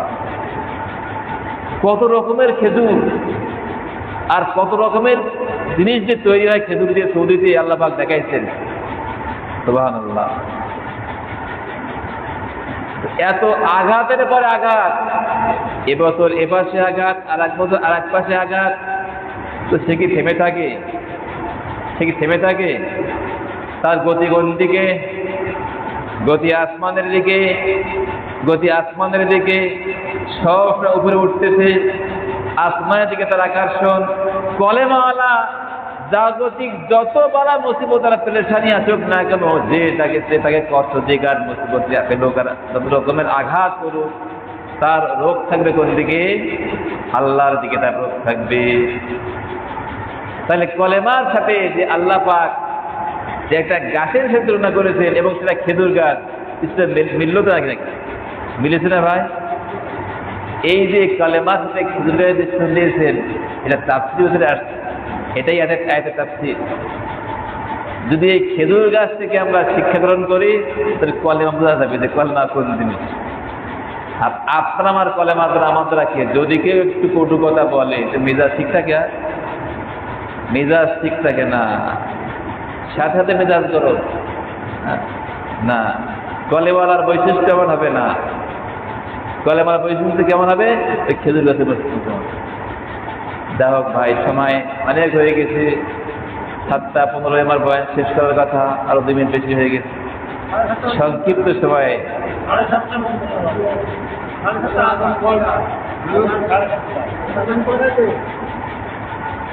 আপনি বলছেন ইমাম সাহেব কই?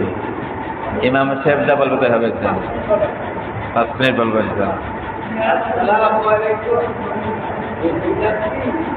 আমাদের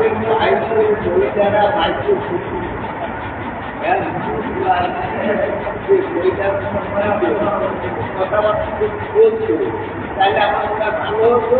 কারণ আমরা তো বেড়া করতে আসছি, আমরা তো দেরি হয়।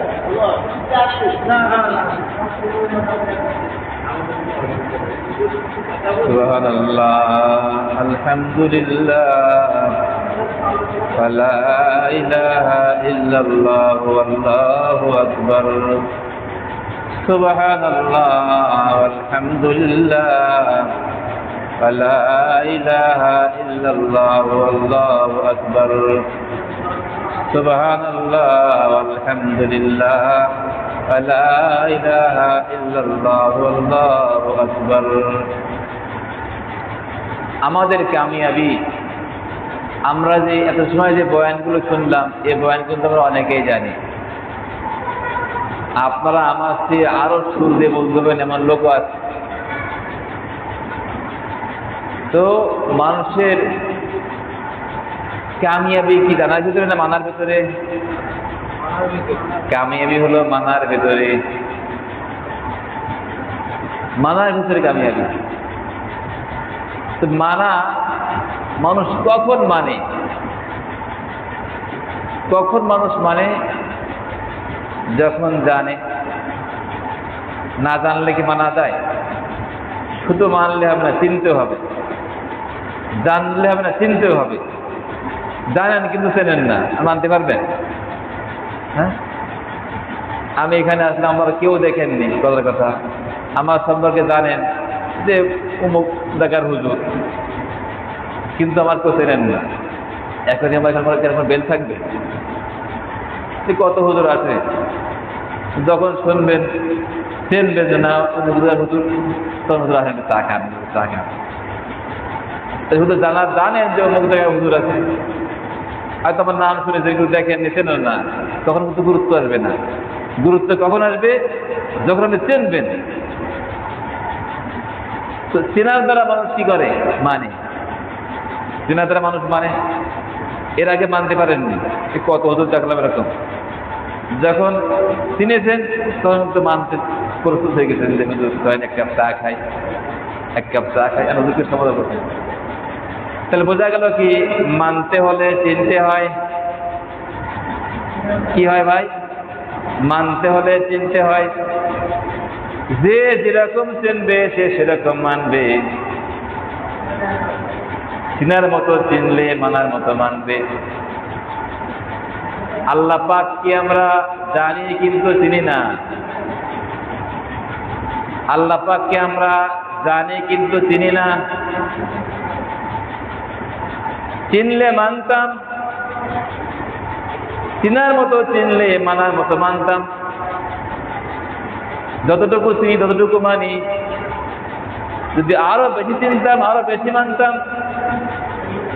চিনার মতো চিনলে মানার মতো মানা যায়, মানতে হলে চিনতে হয়। কি বলেন? মানতে হলে চিনতে হয়, আর মানতে হলে কি হয়? চিনতে হয়। চিনার মতো চিনলে মানার মতো মানা যায়, চিনার মতো চিনলে মানার মতো মানা যায়। আল্লাহ পাক যদি আমরা চিনার মতো চিনি, এটা মানার মতো মানবো। সবার নামাজ কি একরকম? সবার জিকির কি একরকম? সবার তেলাওয়াত কি একরকম? একরকম না। ইমাম সাহেবের নামাজ আর সাধারণ লোকের নামাজ কি একরকম নাকি? পার্থক্য আছে না? যে আল্লাহ পাককে যেমন চিনেছে সে সেইভাবে মেনেছে। তাহলে বোঝা গেল যে আল্লাহ পাককে আমরা যা চিনি আরো চেনা দরকার, আরো চেনা দরকার।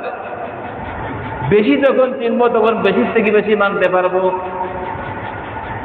বেশি চিনার জন্য আমাকে আপনাকে কি করতে হবে? যারা চিনি তাদের কাছে যেতে হবে। আমি চিনি না, কিন্তু যারা চিনে তার কাছে যাবেন না আপনি? যে চিনে তার কাছে যেতে হবে না? তার কাছে যেতে হবে। এই মিসালটা হযরত মাওলানা জালালউদ্দিন রুমি রহমাতুল্লাহ আলাইহি মসনবী শরীফের ভিতরে বোঝাইছেন যে চিনার মতো চিনলে মানার মতো মানা যায়। দৃষ্টান্ত দিয়ে উপমা দিয়েছেন। উপমাটা কেমন? যে বাপ বিদেশে গেছে, স্ত্রীর ওরসে সন্তান ছিল, স্ত্রীর পেটের সন্তান ছিল, পেটের সন্তানটাকে বাপ বিদেশে গেছে।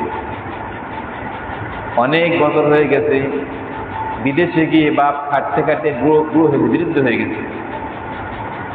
সন্তানের জন্য যে আমার সন্তান ভালো থাকবে, সন্তানকে প্রতিষ্ঠিত করার জন্য বিদেশে জীবন কাটায় কাটায় বাপ বিরুদ্ধ হয়ে গেছে। বাপের সাথে সন্তানের কথা হয়, কিন্তু সন্তান বাপকে দেখে নাই। সন্তান মনে বাপকে দেখে না। বাবাও তার সন্তানকে দেখে নাই। কেমন আমার ছেলে? বাপ জানে যে আমার ছেলে আছে খুব নাদুর সুদূর ছেলে, খুব ভালো ছেলে। ছেলেও জানে যে আমার বাবা খুব ভালো মানুষ, কিন্তু দেখা দেখি নেই। দীর্ঘদিন পরে বাপ বাড়ি আসবে বিদেশ থেকে, তো চিঠি পাঠাইছে যে অমুক তারিখে আমার ফ্লাইট, আমি চলে আসবো। বাবা তুমি এয়ারপোর্টে আসবা, আমাকে আগায় নিও, তুমি না আসলে কিন্তু আমি যাবো না। তুমি নাকি অনেক বড় হয়েছো, তুমি ঢাকা এয়ারপোর্টে আসবা, তুমি আমাকে আগায় নিও। ছেলে বলছে বাবা সব তো ঠিক আছে, কিন্তু আমি তো আপনাকে চিনি না। ছেলে বলছে বাবা সব ঠিক আছে, আমি আপনাকে নিতে আসবো, কিন্তু আমি তো চিনি না। সে জন্ম থেকে মায়ের পেটে ছিলাম, মায়ের পেট থেকে বের হয়ে জীবনে আপনাকে দেখি নাই। অনেকবার কথা হয়েছে, চিঠি পড়েছি, চিঠির উত্তর দিয়েছি, কিন্তু আপনাকে চিনি না। এয়ারপোর্টে আসলে আমি আপনাকে চিনবো কিভাবে? কিভাবে চিনবো আপনাকে? তো বাপ বলছে কি, বাবা তুমি তো চেনো না, তোমার চাচা আমাকে চেনে। তোমার চাচা আমাকে দেবে, তোমার চাচার সাথে করে নিয়েছি, তোমার চাচা আমাকে চিনিয়ে দেবে। তো তখন ছেলে চাচার কাছে গেছে, রে চাচা অমুক তারিখে আমার বাবা বাড়ি আসবে, এয়ারপোর্টে আব্বাকে আনতে যেতে হবে, আমি তো বাপকে কোনো সময় দেখি নাই, তো বাপকে আনতে হবে, বাপকে তো আমি চিনি না, কি উপায় হবে? তো আপনি আমার সাথে চলেন, আপনি আমার সাথে চলেন, আপনি চিনাই দেবেন। তো চাচা বলছে, বাবা আমি গরিব মানুষ, তো বাপ তো বিদেশ থেকে, আমি গরিব মানুষ, আমি ঢাকায় যাবো, আমার টাকা কই, আমার টাকা কই? বলছে সব খরচ আমার, সব খরচ আমার, আমার আপনার যাতায়াত খরচ সব আপনার, খাওয়া খরচ আমার, আপনি শুধু আমার সাথে যাবেন, এয়ারপোর্টে গিয়ে আমার বাবাকে চিনাই দিবেন। তো ঠিক আছে, নির্দিষ্ট দিনে চাচাকে নিয়ে ওই ছেলে এয়ারপোর্টে হাজির হয়েছে, বিমান ল্যান্ড করেছে, আর চাচা দাঁড়িয়ে আছে কখন তার ভাই আসবে, ছেড়ে দেবে। আর ছেলে ওই সময় এয়ারপোর্টের সামনে দেখেছে বিশাল টেলিভিশন, বিশাল টেলিভিশন, ওই টেলিভিশন দেখতে দাঁড়িয়ে দাঁড়ায়। বাবা যে আসতেছে ওদিকে আর খেয়াল নাই, তখন টেলিভিশন দেখানে ব্যস্ত। চাচা বলছে, খোকা তুমি টেলিভিশন দেখছো, তোর বাপ তো একটু পরে আসবে। আসুক দিন পরে হবে না, আসলে আমার ডেকেন। তো রাস্তায় দাঁড়ায় ছেলে টেলিভিশন দেখছে, আর চাচা অপেক্ষা করতেছে, খরচ দিয়ে লেগেছে, তার তো দেখাতেই হবে। হায় হায়, কিছুক্ষণ পরে বাপ আসছে, স্কেল থেকে মাল নামাইছে, অনেক লাগেজ, ছেলের জন্য অনেক কিছু নিয়ে আইছে, স্ত্রীর জন্য গলার হার, কত অলংকার নিয়েছে, কাপড় চোপড় সব কিছু ভরা, কয়েকটা লাগেজ নিয়ে বাপ আসতে পারছে না, বুড়ো হয়ে গেছে, বৃদ্ধ হয়ে গেছে। মনে বড় আশা, এয়ারপোর্টে আমার ছেলে আসবে, আমার ছেলে আমার লাগেজ ফেরানি করবে, আমার বোঝা হালকা হবে, আমার কাজ আমার ছেলে করবে। আমার ছেলে তখন যুবক হয়ে গেছে। বাপ এই আশা এয়ারপোর্টে এসে ছেলেকে খুঁজছে, আমার ছেলে কই, আমার ছেলে কই। তো বাপ কারো পারছে না, চাচাও খুঁজছে, চাচাও খুঁজছে, চাচা দৌড়ে দাঁড়িয়ে দেখছে যে আসছে, মাথায় কয়েকটা লাগেজ নিয়ে আসছে। তো পথে দাঁড়ায় আছে, পথে দাঁড়ায় আছে ছেলে, টেলিভিশন দেখছে। তো তার গা ঘেঁষে আসছে, আর লাগেজ যখন গায়ে লেগেছে, ধাক্কা লেগেছে, যুবক মানুষ রাগ উঠেছে, এই কোথার বুড়ো, গায়ে ধাক্কা মেরেছে। অমনি লাগেজ ধাক্কা মেরে ফেলে দিয়ে বৃদ্ধর একটা আঘাত করলেন, ধাক্কা মেরে দিলেন। এই বুড়ো চাচা, আমরা তো না। দূর থেকে চাচা হাঁকার দিচ্ছে, হে বাবা, কাকে লাথি মারতেছো, কাকে আঘাত করতেছো? ওই তোমার বাবা, ওই তোমার জন্মদাতা বাবা, যার অপেক্ষায় তুমি আমাকে নিয়ে আইছো, যাকে তুমি চেনো না, তোমার অচেনা বাবাকে চেনার জন্য আমাকে নিয়ে আইছো। ওই তোমার বাবা, বৃদ্ধ মানুষ, লাগেজ নিয়ে আসছে, তুমি তোমার বাবাকে লাথি মারলে, ওই তোমার বাবা। এই ছেলে বাবাকে লাথি মারছে কেন, আঘাত করছে কেন? চেনে তাই? চেনে না, বাবাকে চেনে না। ছেলে ভুল বুঝতে পেরেছে, হাওমাও করে কাঁদতে কাঁদতে বাবাকে জড়িয়ে ধরেছে। বাবা, আমি আপনাকে চিনতে পারি নাই, বাবা আমি আপনাকে চিনতে পারি নাই, বাবা আমি আপনাকে চিনতে পারি নাই। বাবা ও ছেলেকে জড়িয়ে ধরে কান্নাকাটি করতেছে, ছিল বাবাকে জড়িয়ে ধরে কান্নাকাটি করতেছে। পাশে দাঁড়িয়ে চাচা শুধু আফসোস করতেছে, হায় হায়, না চিনলে কত ক্ষতি হয়ে যায়, না চিনলে কত ক্ষতি হয়ে যায়। আজকে মসজিদে মুসল্লি নাই কেন? মসজিদে মুসল্লি নাই কেন? আসলে কি মহল্লার লোক আল্লাহকে চেনে? বলেন, হক কথা বলেন না কেন? আল্লাহকে চিনলে কেউ বাড়ি থাকতো নাকি? বাড়ি থাকতো? নামাজ কাজা করতো? নামাজ কেন কাজা করে? আল্লাহ পাক কে চেনে না? জানে আল্লাহ, কিন্তু চেনে না। কেন সুদ খায়, কেন ঘুষ খায়, কেন হারাম ইনকাম করে, হারাম মালের পিছনে কেন দৌড়ায়, কেন মদ খায়, কেন হারাম কাজে সব অভ্যস্ত? আল্লাহ পাককে চেনে না, তাই আল্লাহ পাককে সে আঘাত করতেছে, কষ্ট দিচ্ছে। আর ওলামায়ে কেরাম চাচার মতো চিল্লাচ্ছে। ওলামায়ে কেরাম, ইমাম সাহেবগণ মসজিদের মেম্বার থেকে চিল্লাচ্ছে যে বাবা বাবা, তুমি আল্লাহ পাককে কষ্ট দিও না, তুমি নামাজ কাজা করে আল্লাহ পাককে কষ্ট দিচ্ছ, তুমি ঘুষ খেয়ে সুদ খেয়ে আল্লাহ পাককে কষ্ট দিচ্ছ, আল্লাহকে আঘাত করতেছো, তুমি জিনা বিচার করে আল্লাহকে আঘাত করতেছো, তুমি সুদ খেয়ে আল্লাহ পাককে আঘাত করতেছো, তুমি বেপরদা করে পরনারীর দিকে তাকিয়ে, পরপুরুষের দিকে তাকিয়ে তুমি আল্লাহ পাকে আঘাত করতেছো। তুমি আল্লাহ পাকে চেনো না, তাই আল্লাহ পাককে চেনাবার জন্য আজকে অসংখ্য বুজুর্গানের দিন এরকম মজমা কায়েম করতেছে না, কিন্তু আমরা তো তার কথা শুনতে রাজি না। তাহলে বোঝা গেল যে যত নাফরমানি হয় কিসের কারণে? আল্লাহ পাককে না চেনার কারণে। তাহলে বোঝা গেল কি? জানলেই চেনা যায় না, জানলেই চেনা যায় না, চিনতে হলে মানতে হয়, চিনতে হলে মানতে হয়। যদি ওই চাচার কথা না মানতো তাহলে কি লাথি মারতো নাকি আপনি? চাচার কথা মানলে বাপের লাথি মারতো? যদি আলেম ওলামার কথা যদি জনগণ শুনতো তাহলে নামাজ ছাড়তো নাকি? ঘুষ খেতো, সুদ খেতো, জিনা ব্যবচার করতো? এই চাচার ভূমিকা তো আলেমরা করতেছে। তো মানতে হলে জানলেই মানা যায় না, মানতে হলে চিনতে হয়, আর চিনার মতো চিনলে মানার মতো মানা যায়। আমরা আল্লাহ পাককে চিনার মতো চিনি না, তাই মানতে পারি না। যে যেমন আল্লাহ পাককে চিনেছে সে ওই রকম আল্লাহ পাককে মানতে পারতেছে।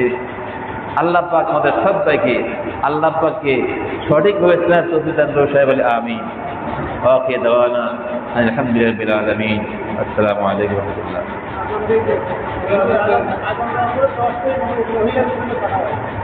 এখন তো নেই।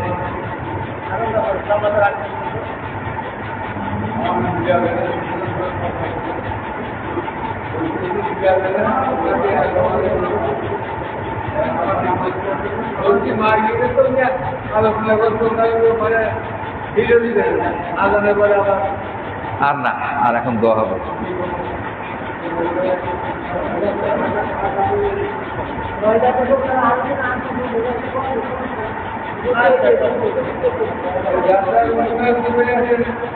আবার তো হবে সব।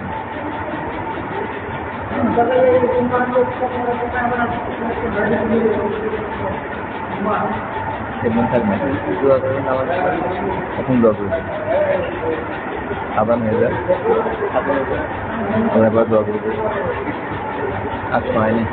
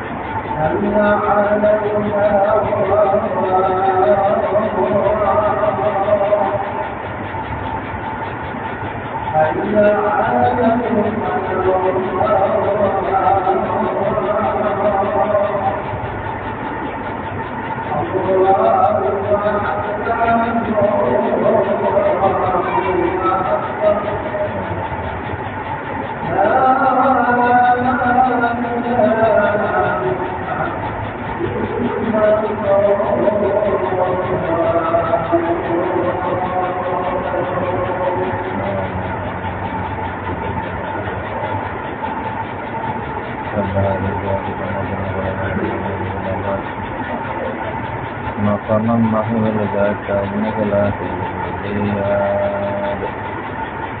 دخلي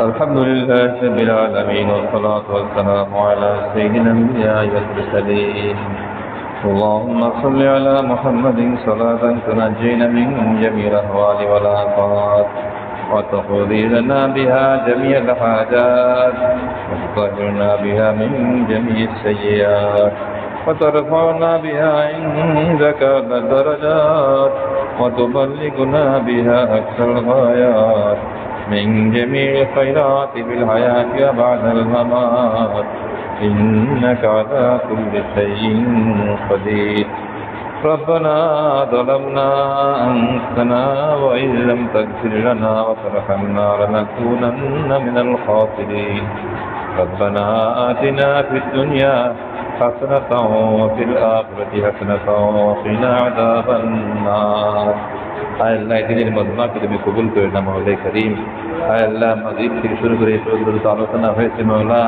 আয় ভুল ভ্রান্তি মাফ করে তুমি কবুল করে নাও মাওলা করিম হাজার মজমায় শুরুতে হয়েছিল মাওলা সবাইকে মাফ করে দাও মাওলা করিম আয় আল্লাহ সবাইকে তুমি মাফ করে দাও মাওলা করিম আয় আল্লাহ আমরা সবাই হেদায়েতের মহতাজ আমাদের সবাইকে হেদায়েত দিয়ে দাও মাওলা করিম আয় আল্লাহ দিনের সহি বুঝদান করে মাওলা করিম হারাম থেকে আমাদের সবাইকে হেফাজত করো গুনার পরিবেশ থেকে হেফাজত করো মাওলা করিম এই মসজিদকে কবুল করে না মাওলা এই মহল্লাবাসীকে তুমি কবুল করে না মাওলা করিম আয় আল্লাহ মহল্লার সমস্ত আয় আল্লাহ ঘরকে তুমি কবুল করে না মাওলা করিম প্রত্যেক ঘরে ঘরে পর্দা প্রসিদ্ধা কায়েম করে দাও মাওলা করিম আমাদের মা বোনদেরকে পর্দায় থাকার হিম্মত দিয়ে দাও মাওলা করিম আমরা আমাদের অধীনস্থদেরকে পর্দায় রাখতে পারি সেই তৌফিক দিয়ে দাও মাওলা আয় আল্লাহ ঘরে ঘরে খাস পর্দা কায়েম করে দাও মাওলা করিম আয় আল্লাহ ঘরে ঘরে কোরআন তিলাওয়াত জারি হয়ে যায় তুমি কবুল মঞ্জুর করো আমাদের সন্তানদেরকে আল্লাহ বানিয়ে দাও মাওলা করিম তাদেরকে দিনের বুঝদান করো আয় আল্লাহ গুনার পরিবেশ থেকে গুনার আসবাব থেকে হেফাজত করো মাওলা করিম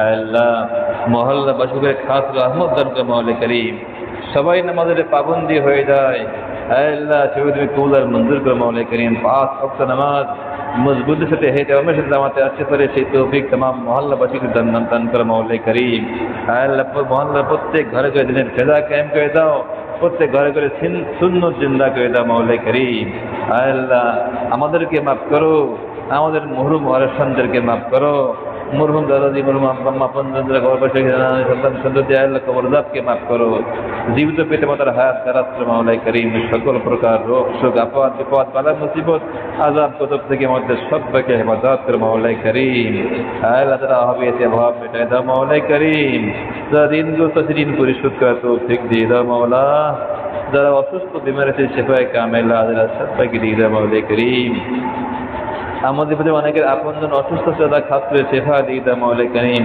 অনেকে রিজিকের কষ্ট তাহলে রিজিক বাড়িয়ে দাও মাওলা করিম অবনটন দূর করে দাও মাওলা করিম সালামতের জিন্দগি সবাইকে দান করে মাওলা করিম দিন ইমানের হেফাজত দান করে মাওলা করিম তাকওয়ার মজবুতি দান করে মাওলা করিম ইমানের হেফাজত দান করে মাওলা করিম সহি ইমান বিশুদ্ধ আমাল দান করে মাওলা করিম আয় আল্লাহ খাস করে নেক খায়র দান করো सम्मत बिल खैर नसीब करो दीन रे मजमा के तुम्हें कबूल दर मंजूर करो मौला करीम जरा हिम्मत के मजमा कायम करे सबाई के माफ करे दा मौला करीम अल्लाह मजमा पर दे मदद नजर वसीला हो जाए तुम्हें कबूल दर मंजूर करो मौला करीम रब्बना तक़ब्बल मिन्ना इन्नका अंतस समीउल अलीम व तुब अलैना इन्नका अंतत तव्वाबुर रहीम سبحان ربك رب العزة عما يصفون وسلام على المرسلين والحمد لله رب العالمين